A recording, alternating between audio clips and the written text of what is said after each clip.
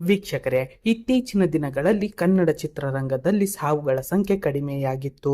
ಇದೀಗ ಮತ್ತೆ ಕನ್ನಡದ ಖ್ಯಾತ ಹಿರಿಯ ಕಲಾವಿದೆ ಸಾವನ್ನಪ್ಪಿದ್ದಾರೆ. ಹಾಗಾದ್ರೆ ಯಾರಿದು ಕಲಾವಿದೆ ಮತ್ತು ಇವರ ಸಾವಿನ ಬಗ್ಗೆ ಕುಟುಂಬದವರು ಹೇಳಿದ್ದೇನು ಎಂಬ ಸಂಪೂರ್ಣ ಮಾಹಿತಿಯನ್ನು ಈ ವಿಡಿಯೋದಲ್ಲಿ ನೋಡೋಣ ಬನ್ನಿ. ಅದಕ್ಕೂ ಮುನ್ನ ನಿಮಗೂ ಕೂಡ ಕನ್ನಡ ಚಿತ್ರರಂಗ ಇಷ್ಟ ಅನ್ನೋದಾದ್ರೆ ತಪ್ಪದೆ ಈ ವಿಡಿಯೋನ ಲೈಕ್ ಮಾಡಿ, ಹಾಗೆ ನಮ್ಮ ಚಾನಲ್ ಅನ್ನು ಸಬ್ಸ್ಕ್ರೈಬ್ ಮಾಡಿ ನಮ್ಮನ್ನು ಬೆಂಬಲಿಸಿ.